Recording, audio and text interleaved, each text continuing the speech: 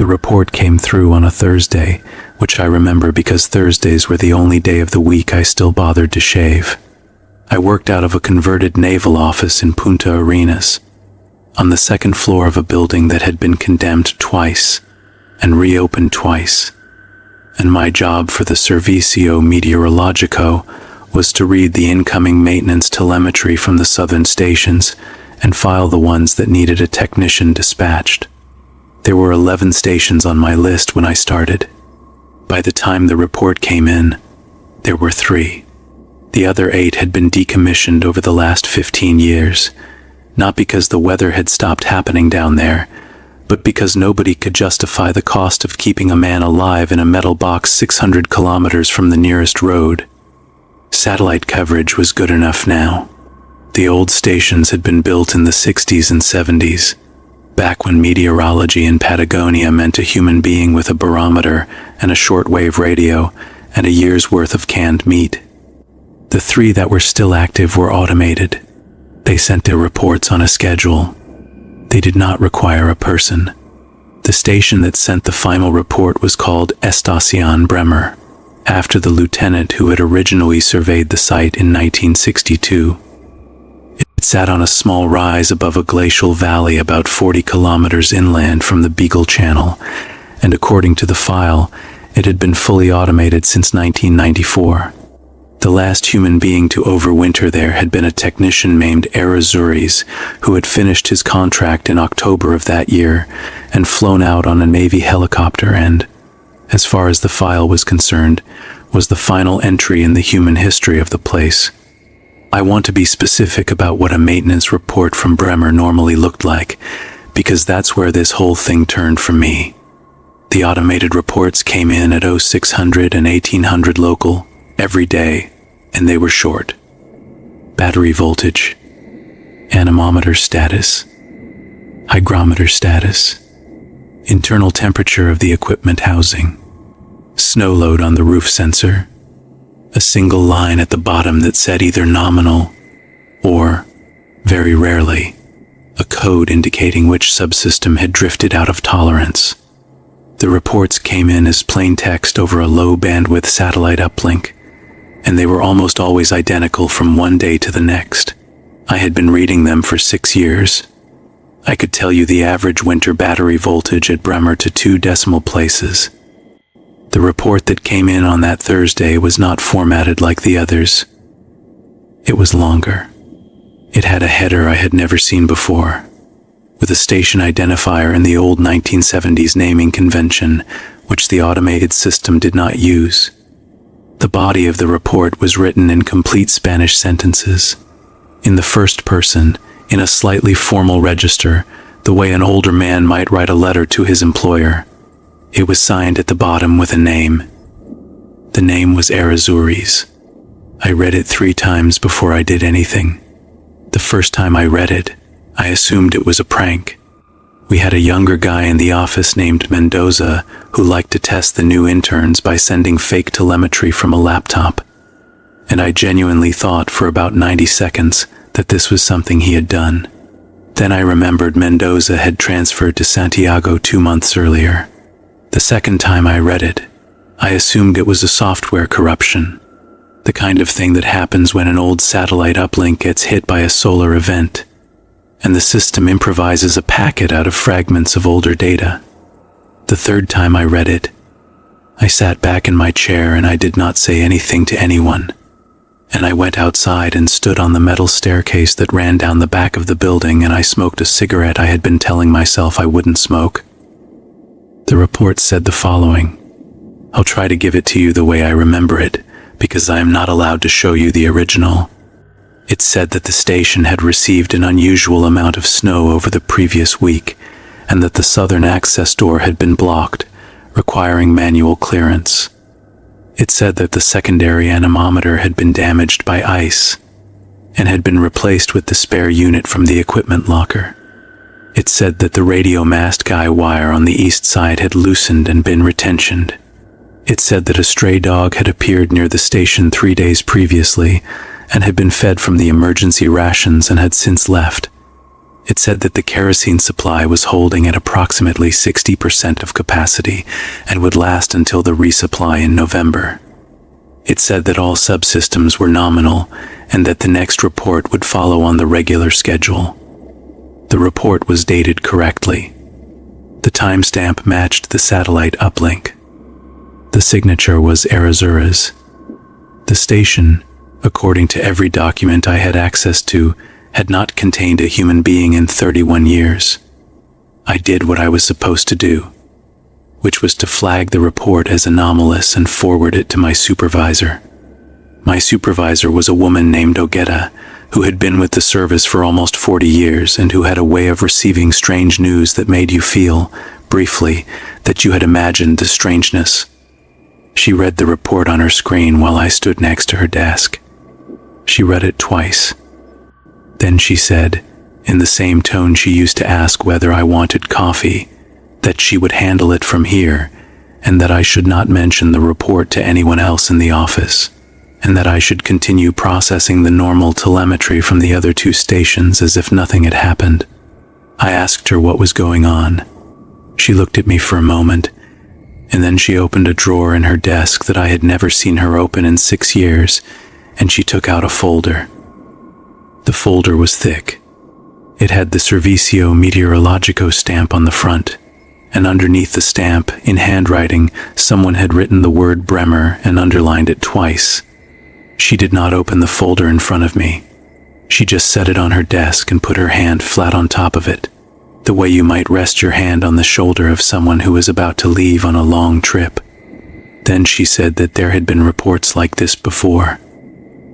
Not many. 3 that she knew of, including this one. She said the first one had come in 1998, and the second in 2011, and that each time the protocol was the same. The report was logged. The station was not visited. The report was filed. Life continued.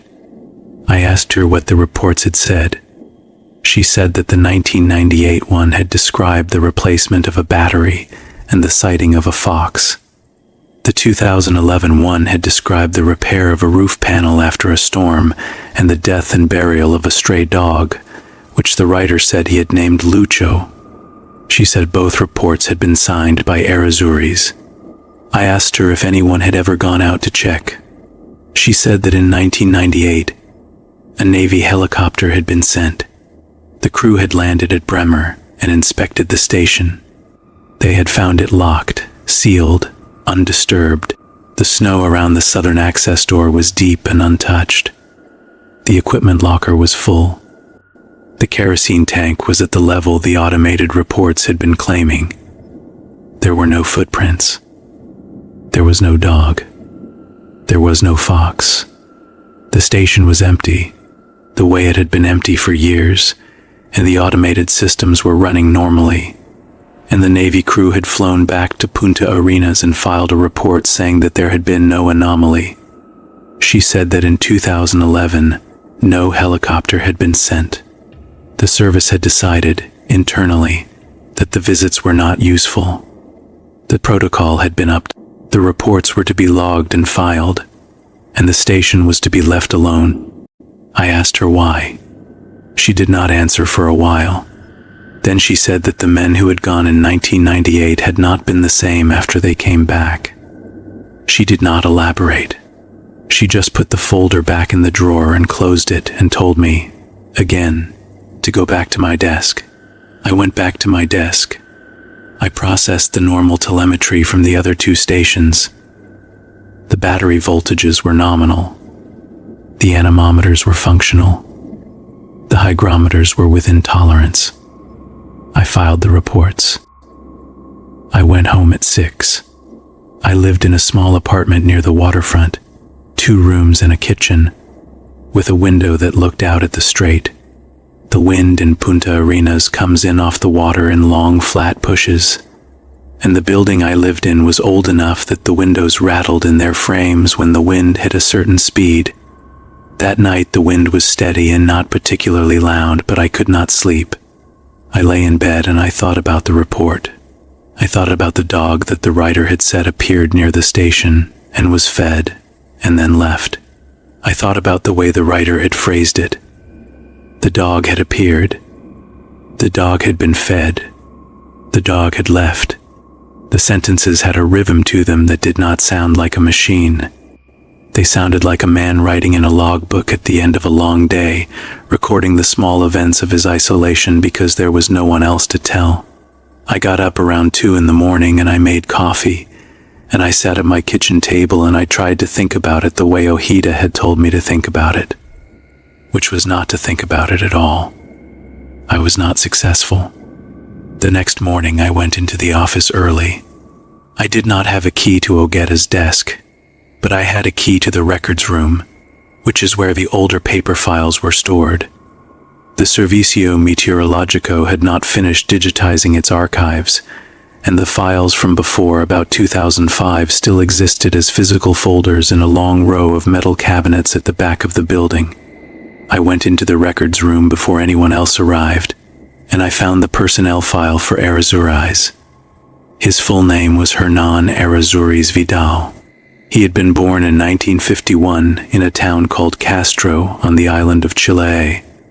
He had joined the Servicio in 1976 after completing his military service.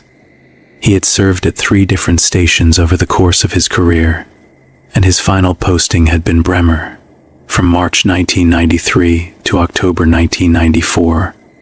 His file contained a photograph, a small black and white headshot from his service ID, showing a man with a thin face and dark hair, and the slightly tired expression that men in official photographs from that era always seemed to have.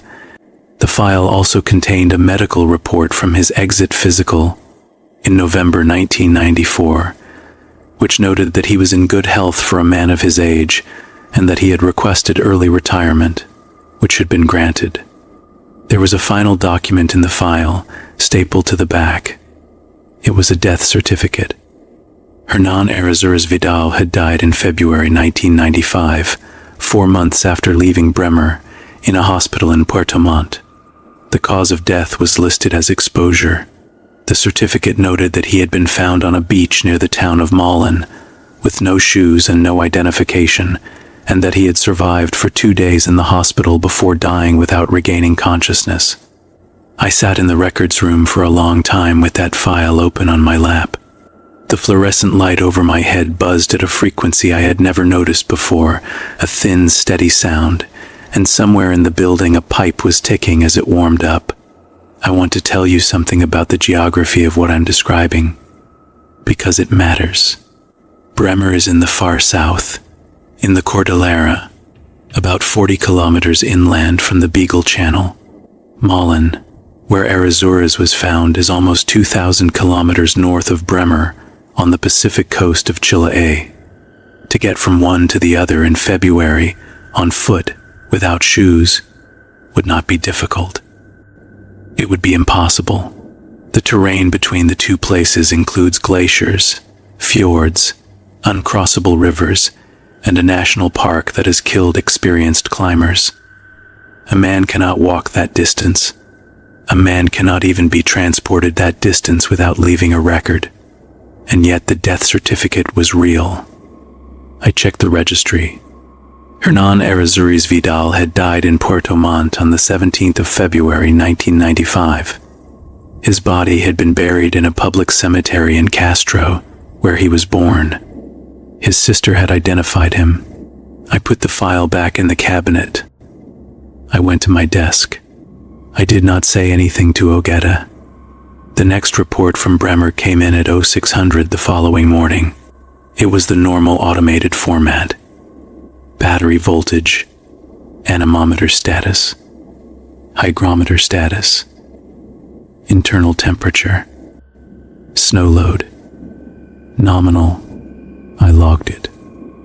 I filed it. I drank my coffee. The report after that, at 1800, was also normal, and the one after that.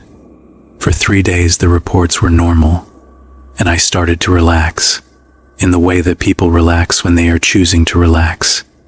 and I told myself that whatever had happened on Thursday had been a one-time event.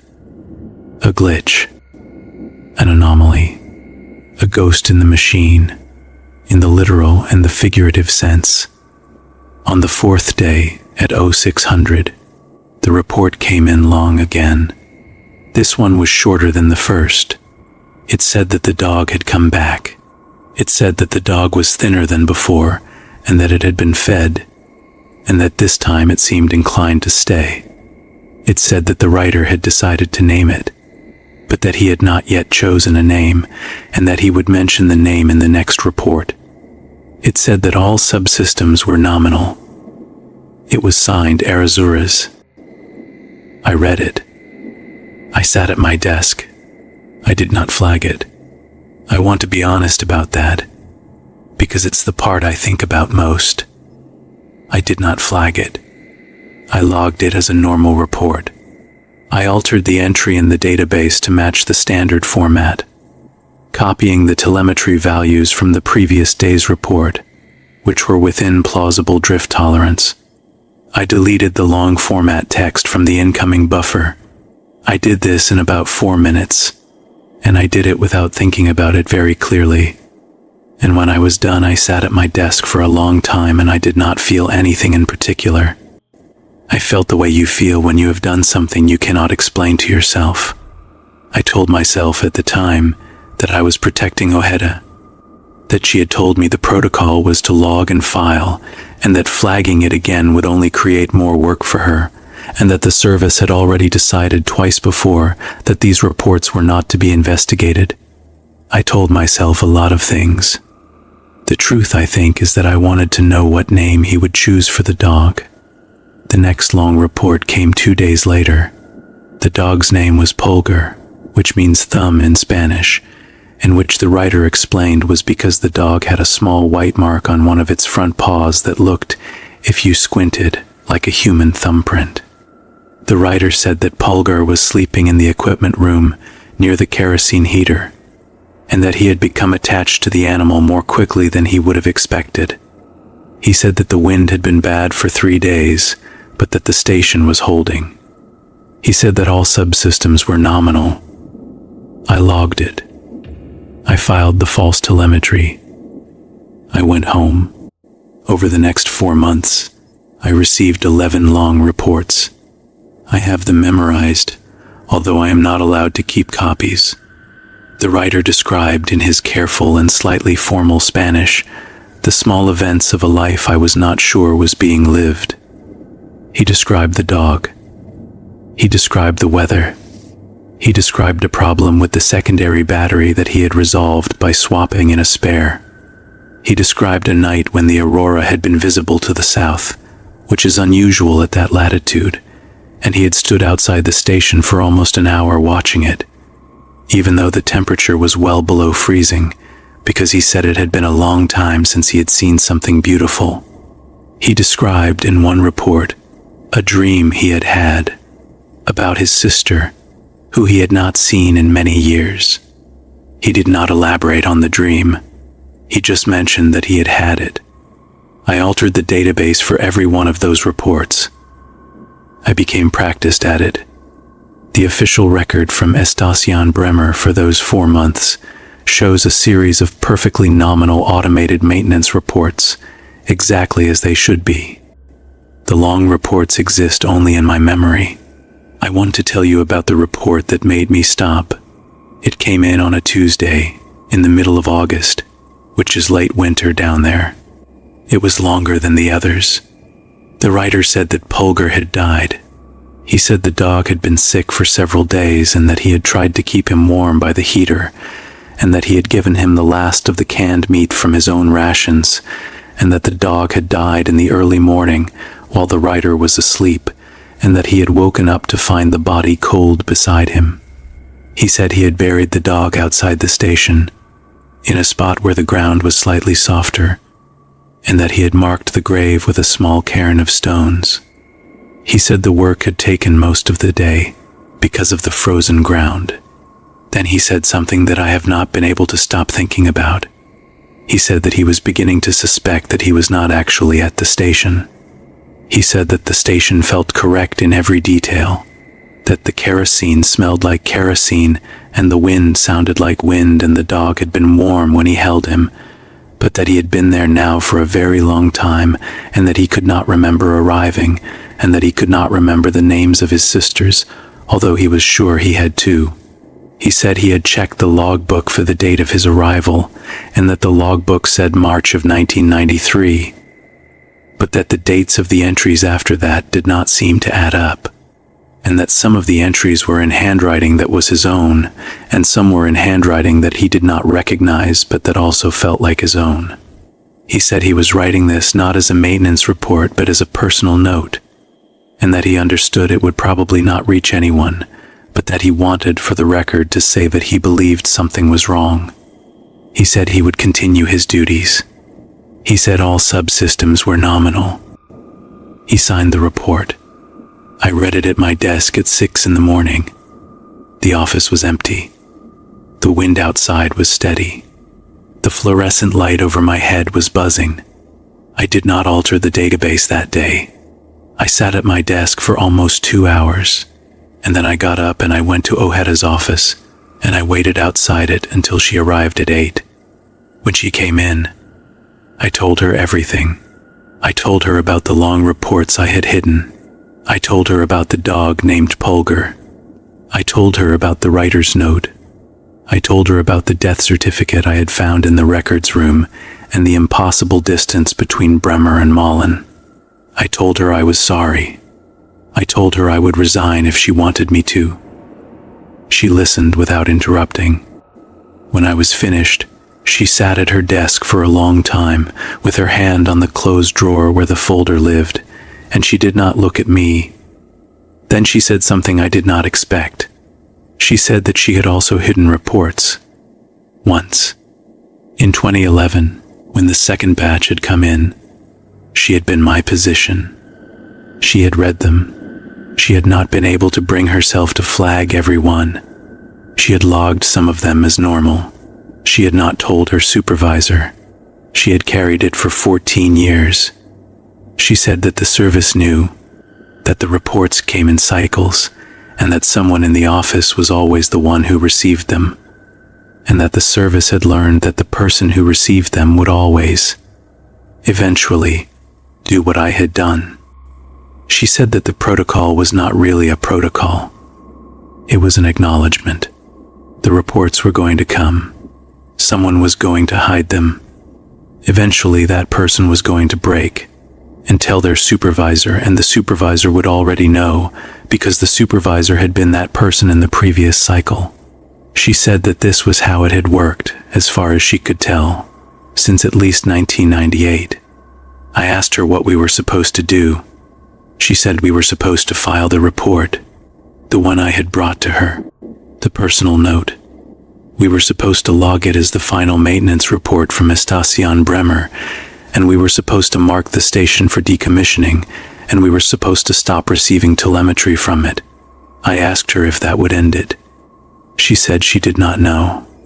She said that in 2011, the reports had stopped on their own, after the writer had described a dream about his sister and a night of unusual aurora and the death of a dog.